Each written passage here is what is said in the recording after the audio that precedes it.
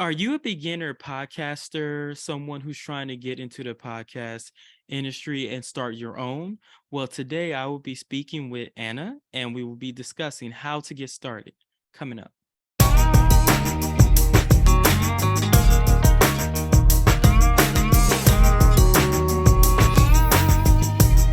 What is up, guys? Antoine here once again from M.A.D Talk. M.A.D Talk is all about showing how entrepreneurs and creatives are making a difference in their everyday world. And before we get started, don't forget to hit that subscribe button and the notification bell so you'll always know when we have new interviews coming out.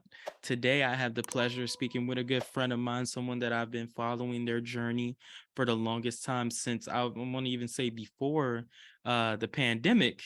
At this point, Anna, who to me personifies what you should be when it comes down to understanding how to do a podcast and how to be consistent at it.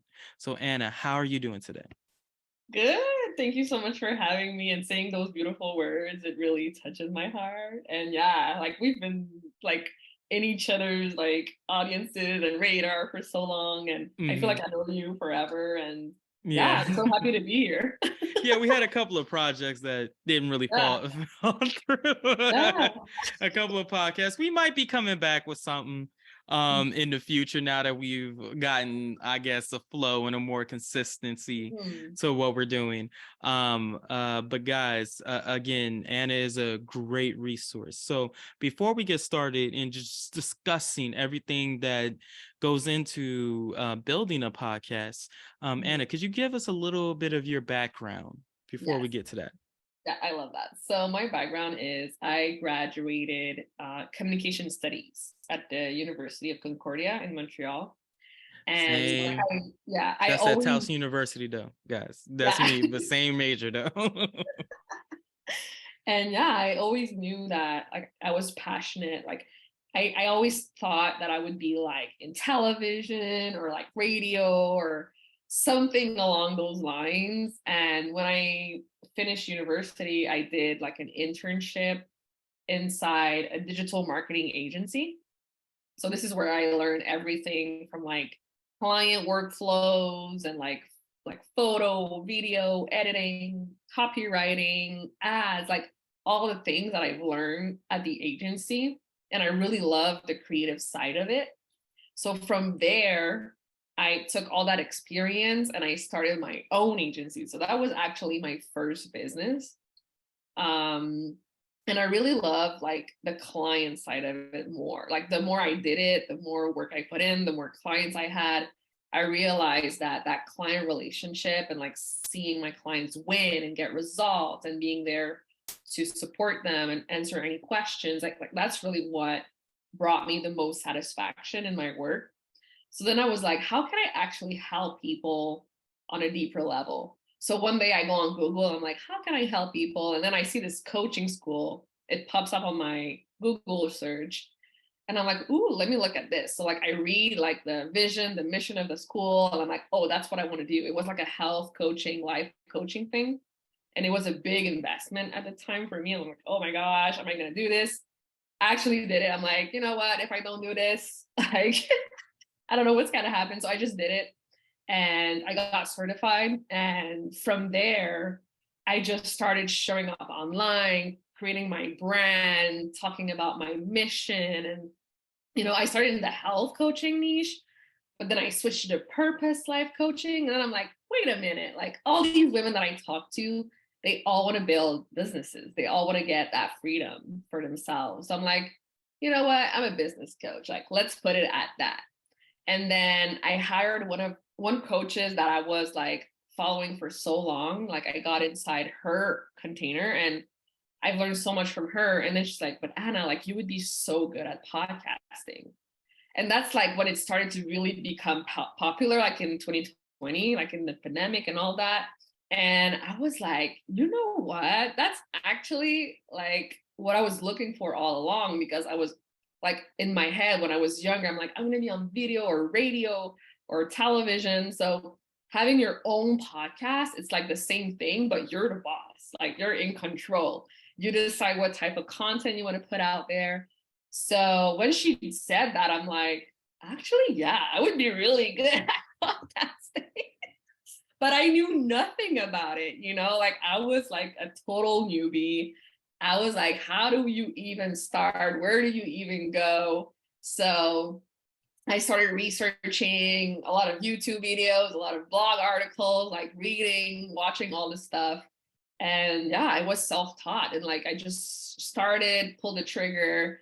And then today, the Powerful Female Leaders podcast, like we crossed the 10,000 downloads and we've been listened to in more than 10 countries all over the world. And it's just amazing the amount of like love and support that I'm getting for the show and all the amazing guests that want to be a part of the show and the mission. And yeah, my heart is just so full right now. And yeah, it's been a tremendous journey. No, it has. And congratulations on the big win Thank you. with your podcast, because I know a lot of times whenever you're getting started in content creation, it's hard. It's hard for us to, like keep going, keep consistent, even when it seems like things aren't working. Mhm. I know at one point in time, me and you were talking, and this was about your first season. Yeah. Am I correct? And things didn't really go as planned with your first season. Mhm. Could you tell us a little bit about that story? Yeah, so the first season was challenging, to be honest. Like, I was new, so I didn't really know what I was doing. I was putting like so much work in, so many hours, and I probably had like maybe 30, 40 downloads per episode. And it was really challenging, like managing my schedule and coaching my clients and like all the things all at the same time. It was really overwhelming. So I decided to like take a break for like a month, like in December or something. And then I came back and I actually launched season 2. And that's actually one of the strategies that I teach my podcasting students is like take breaks in between seasons because people have time to actually catch up with all the episodes you have released. And it creates hype. It creates like excitement that a new season is coming. So you're gonna see like this huge curve in your downloads because people are really excited about the new season. And I think that that's something that people need to realize too, is that Yeah. sometimes the art of, I guess, taking a break to stay consistent. Yes. And I know it sounds like those two things don't go together, especially in hustle culture, like especially if you're a big fan of like Gary Vee and like a lot of these guys, they tell you hustle, work your face off, work your face off, work your face off. But sometimes, Mhm. your mind has to be at rest for you to be the best you can when it comes down to content creation, because you're being creative. It's not like your mind doesn't work like your bicep works. Like if the more you work it, the bigger it'll get. Your mind is different. It has to be more at rest than anything else. Um, so that being said, I would say to switch gears a little bit and to really get into discussing the basics of Mhm. podcasting and everything like that. What would you suggest are like the things that a person should do when getting started in podcasting? Mm, I love that. I think the biggest, most important thing is to honestly quiet down the noise and stay in your own lane. Because it's so easy to see someone who's really successful and be like, okay, her podcast is about, let's say, health coaching, and like she's amazing and she has all these downloads and all these results and all these clients, and thinking that's the niche you got to go to. It's like you really got to like look at yourself, who you are, what you're passionate about, what can you talk about for hours without getting tired. Like honestly, like we think that because we're really good at one thing and we have strengths in one area and that it comes really easy to us, that it's easy for everyone else, right? So really focusing on what lights you up, what are you passionate about, what do you have expertise on, and that you can talk about and help others achieve or go through transformation. So really picking like a subject that is really for you, fits you and your energy, your passions, and then also understanding who you're targeting. in your podcast, right? Because yes, it's you and your passions, but it's also who are we talking to and what type of value are we actually bringing and what type of problems are we actually solving?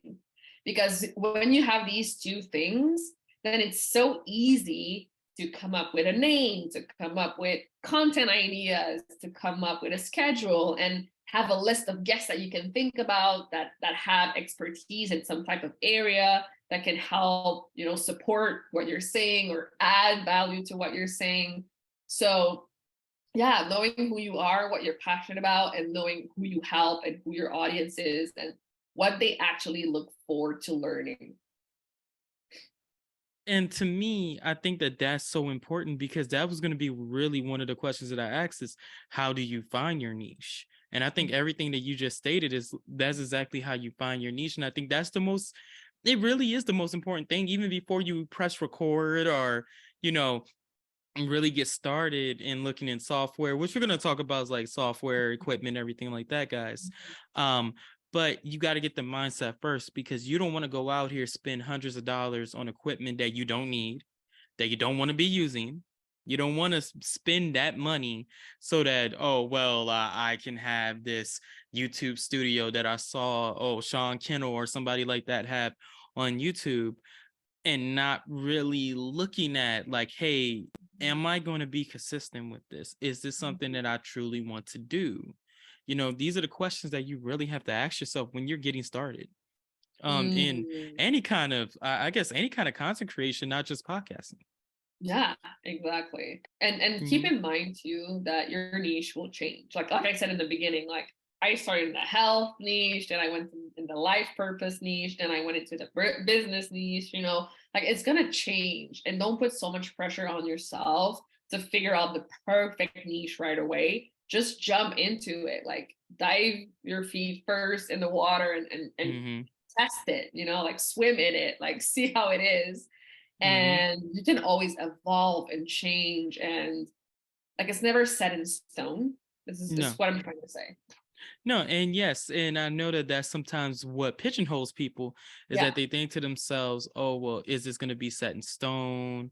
yeah, I don't know if I like can do this, everything like that. Do I have to pick a niche and it's fine? Oh no, like pick one so you can get started, and then once you get started, you're gonna learn more and more, and it's like, well, as far as the eye can see, get to where that point is, and then you'll see further. yeah, And that's exactly. really the mindset you have to have when you're podcasting, when you're doing content creation, or when you're building a business in general. Mhm. And just watching your evolution from those, because I've seen all of those niches out of you. I've seen all of that content out of you. And I can tell like where you are now resonates with you more than where Mhm. you were at the beginning. And it's Mhm. because you're trying to figure out, okay, what works for me? What am I doing? Everything like that. Um, so that being said, I guess the next question that I have for you is what type of software, what type of equipment would you recommend for a person who's trying to get started, but they're on a budget? Okay, so for software, if you have a MacBook or Apple products, I would say GarageBand. It's like included in your Apple products and it's free, it's easy to edit your episodes with. If not, you can use Audible, I think it's called. It's in my in my course, but there's also another software you can use for that too. And as far as equipment, I bought like a $50 or $60 microphone on Amazon. Like it doesn't need to be like this huge like $1,000 microphone. As long as you have, I can plug it into my Mac and it's on. Like there's nothing else to do. It's really easy to use. There's a pop filter in front of it. Like you can find like a microphone really easily on Amazon for like cheap. And if not, if you don't even have the money for that, just use whatever you got. Like if you have AirPods or whatever, like just start with something. That's what I'm trying to say. Don't let that limit you. Exactly. You can even use Anchor. Yeah. Through like Anchor's a great app. That's what a lot of people used to get started in the podcasting. I know a bunch of people that have podcasts Yeah. through Anchor. The only It, thing with Anchor though is that it's a bit like Facebook. Yes, it's free, but Mm-hmm. they're still using your, like, when you like publish with Anchor, you see their logo like on Yeah, your like a show. little Yeah. trademark or Yeah. something like that on your stuff. Yeah. It's kind of like when you're making a TikTok and you're trying to download the TikTok to put it somewhere else, they're gonna have their little watermark on Yeah. there. Exactly. So yeah. And they're gonna put it in the actual I think it's like they say something, right? They say like, oh well, this was produced by Anchor or something like that at the beginning or at the end of the podcast somewhere, and you can't really take it out from what I understand.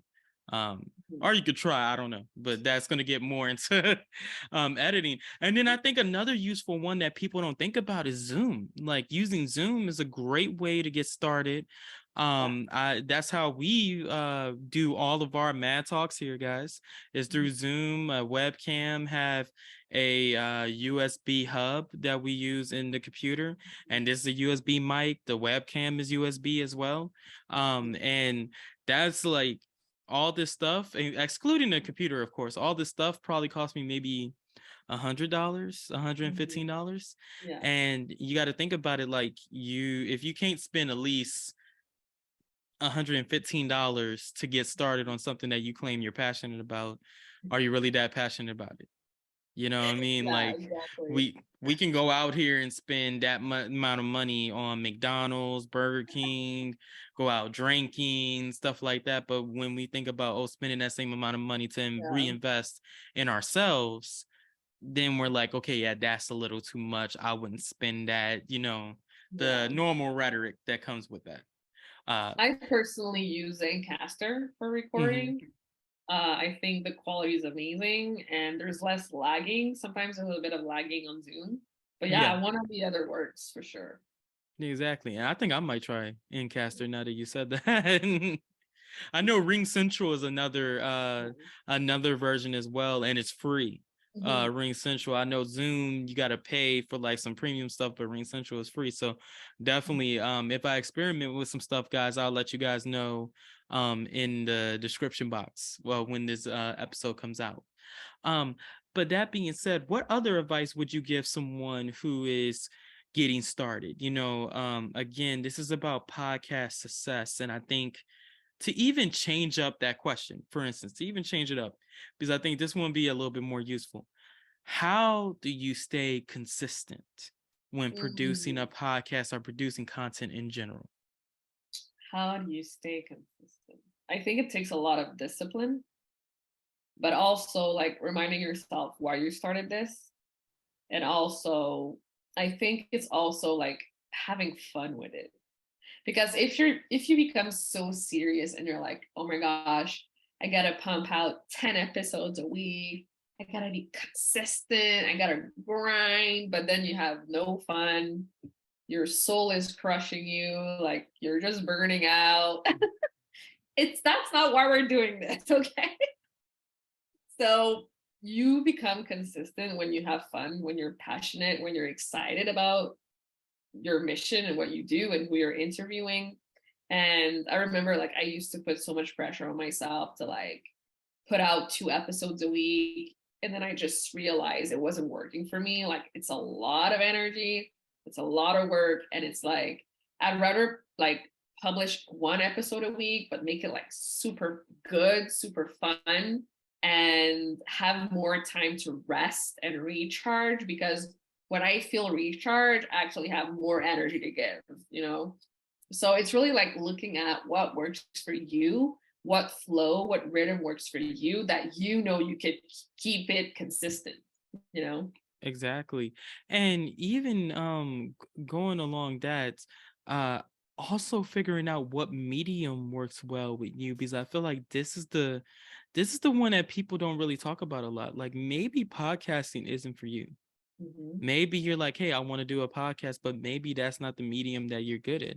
Maybe you need to make videos. Maybe you need Mm-hmm. to write articles. Maybe you need to do something around those things. It really depends upon if you're just being, because we also got to clarify this too. there's difference between being a, I guess, creative who's making content because, oh, you're interested in a certain topic, and then there's one that's doing it based upon their experience and expert level in a certain niche or a certain industry. Mhm. And I think that they're they're basically playing, they're two people on the same coin in my understanding from my own experience, but Mhm. also it's one of these things where like the consistency is going to look different. I think when you're an industry expert, the best way to get started is to answer those frequently asked questions, those FAQs that everyone has for your Mhm. business. But if you're just a plain content creator, it's going to be more wrapped around, okay, what are you interested in and how are you having fun? People can tell when you're not having fun when they're watching your content. And it's very, very apparent. I think some people think that they're better actors than what they are. Um, it's the truth. No, there's some people that think they're better actors than what they are, but you can tell when a Yeah. person's phoning it in content wise. And I've seen it from even big YouTubers, Mm. even off camera. We was talking about one who said that they're going on sabbatical and they're quitting right now and they're shutting down everything that they have. But when you watch a lot of their content, it seems like they have everything together, consistent, doing YouTube shorts, IG reels, TikToks, posting on YouTube every week, going to conferences, things like you see all those things. And then all of a sudden, out of nowhere, they're like, yeah, this is not fun for me no more. I got to refine what I'm Yeah. doing. And a lot of times it's because people don't really know what they want to do. Mm. And it happens when you're young, like when you're young or old, it doesn't really matter. You're it happens. So Yeah. I think that that's something that we need to clarify for people too, and just having realistic expectations. You know, when you get started, like Yeah. Anna, what was your expectations when you first got started podcasting? Like what did you expect that was gonna happen? I think we all have this idea of like, oh my gosh, I'm gonna get results right away. People are gonna love it. I'm gonna like skyrocket to fame. And like, I think it's like today's like online space, it's all like quick results and quick stuff. But like Mhm. podcasting is a long term thing. Yes, that's Like a long game. you gotta put out, at least 100 episodes for people to take you seriously and be like, okay, this Mhm. chick is here to stay. Like she's taking this podcast seriously. Like it's part of her who she is. She loves it. Like you gotta be serious with yourself for other people to take you seriously. Exactly. And So what's so interesting about that, not to cut you off, but yeah. what's so interesting about that, just to tell you guys a little story, is that I think a couple of weeks ago, and I said this in another interview that's gonna come out, guys. So if you see me saying the same stories, it's because it's prevalent to what we're talking about.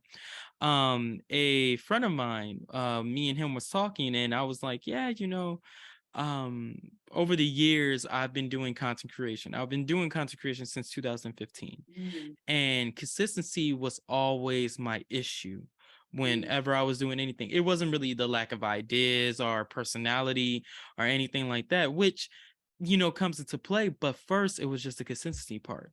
Being mhm, consistent, being disciplined to do what you need to do. And one thing that he told me is that when you take it seriously, other people are going to see you seriously. mhm. And you taking it seriously is not you just going around saying, hey, I got this new podcast coming out. No, no, no. You taking it seriously is you actually putting out the Yeah, episodes, yeah. showing the world. Like, even though it might seem embarrassing to like keep posting your content all the time, trust me, I'm getting over that myself, because I was like, damn, like I don't want nobody thinking like, damn, I'm just spamming y'all with just links to my YouTube videos and everything like that. And people are just like, damn, like what's going on? No, it's about the fact that you're serious about what you're doing. You're putting it out there. You're putting yourself out there. And that's something that not a lot of people can do. That's something that makes you unique. So once you start taking yourself seriously, that's when others are going to take you seriously. Like you said, 100 episodes. 100 Mhm, episodes. A lot of people preach on like Think Media, Sean Kennel preach 30 to 60 videos until you really are taken seriously as a YouTuber, where you really know what you're doing. mm, So it again, it's just I I just want people to be consistent. I know that we talked about a lot of different tips here, but honestly, the consistency part and just doing it and putting out the episodes are going to be a lot better than you like marinating over it, like trying to figure out what's the best jump cuts, trying to edit everything down. Like hell, even with some of these mad talks, I don't edit everything out of it. Some things I keep, like some things we just keep it up and just throw it up on the channel, because at the end of the day, it's one of these things where you don't know what someone's going to get value out of, and you just have to stay consistent with what you're doing. Yeah, totally. Yes. And I think you pointed out something really important too, is like the mindset of how you approach it too. Because if you believe that you're actually annoying and spamming and people don't want to see you, then it's not going to give you, Happiness is not going yeah, to be hit. it's not Yeah, going to give what you the, the the feeling that, oh my gosh, I want to show up, right? So you really got to see it as what I have to say matters. I am worthy of, putting my voice out there, my story out there. People actually want to hear what I have to say, and they love it and they share it with their friends, their communities. Like that's the mindset you got to have when you're actually putting content out there. Because if not, if it's the total opposite, you're not going to want to show up consistently. No.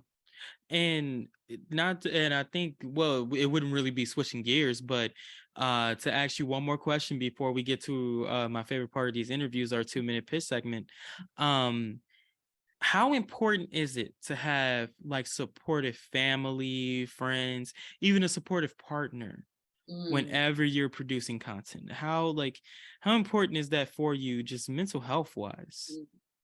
Yeah, so I'm really fortunate that I have a really supportive partner in all this. Like he's always pushing me to do better and encouraging me. But I know not everyone has that privilege. So really what it all comes down to is like finding your own tribe. Like finding the people who are actually in the same space as you and that can, be there to support you, help you, cheer you on. It makes like a difference, like a total difference to have that. And there's so many free Facebook groups you can join and people you can start talking to. Like, don't be afraid to like post in those groups and say, hey, like, I'm looking for support around this. Like, what do you think about that? Like, people really want to help. Like, we're all in this together and we all want to help each other. So don't be afraid to find your tribe. Exactly. And guys, and we're not saying reevaluate every person that's in your life right now. We're not saying that. But we are saying be mindful of the impact that person has on your environment and on what you do in a day-to-day basis, because it can be very, I guess, difficult dealing with individuals who don't understand what you're doing and don't support you as, a person with whatever project you're doing. So always keep that in mind. And sometimes you might have to find outside sources, people outside of your family, outside of your house, for, I guess, reassurance, for motivation, things like that, to keep you moving. But that being said, we will be going to our 2-minute pitch segment where I put 2 minutes on the clock. And what happens from there is that our entrepreneur or our guest, who's ever going to be sitting there, is going to describe their business or tell you guys about a special offer that they're going to have. So I have 2 minutes on the timer right now. I don't know if you guys can see it. Yes. And it's starting now. Okay, awesome. So since we're talking about starting a podcast and what to do and where to go, and it's like, I've been there, like it's so overwhelming and it's so like I don't know where to start. So that's why I created the Start Your Podcast from Scratch mini course. And that course is for you to truly get the support you need in, conceptualizing your podcast, looking for a name, a description, content ideas, and for you to learn how to edit your episodes, put it all together, publish it. And I give you like a source list, where to go, what to do. And I also give you video tutorials Like, I'm really there to support you from A to Z to really create it and launch it successfully. So I also show you how to launch it, how to promote it, how to get your guests. I give you swap files and like, scripts and all the things you need to truly successfully launch your podcast. So if you're interested in checking that out, you can always send me a message on Instagram at anapatricia.coach. You can follow me there. I also give a lot of value around business and how to grow your business online with your personal branding, your mindset, your energy, your strategies, your sales. Like, these are all things that I can also help you with. And if you'd like to check out my podcast page, the Powerful Female Leaders Podcast, and listen to one episode, that would mean the world to me. So you can do that. We're on Spotify, Apple Podcasts, all the major distribution channels. And yeah, thank you so much for having me, Antoine. No worries. And you beat the challenge by 12 seconds. So you're good. And guys, definitely check out all of Anna's links, all of her content in the description box. This episode coincidentally will be coming out on her birthday, March 3rd. So happy birthday. We just wanted to throw that in there as well. And Anna, before we go, I wanted to give the floor to you. What is the question of the day for our audience that you would like to ask? That's a good question. So, where can I live a bigger life? Where can I go bigger and do an extra mile, an extra step, right? Because sometimes we put those limits, but then I'm always like, what can I do a bit more of to really push me outside my comfort zone and really reach my goals? Awesome. And I want to hear your guys' responses in the comment section. We will be responding to those. But other than that, again, thank you, Anna, for coming on to the show. It was such a pleasure to have you here. We've had her in other episodes, and I think honestly, we dropped a lot of gems, a lot of great knowledge today. And I would like to thank you all for watching. Don't forget to like, comment, subscribe, and share, especially if you provide value or find value from this video. I'm Antoine. This is M.A.D Talk, and we will catch you in the next interview. Peace.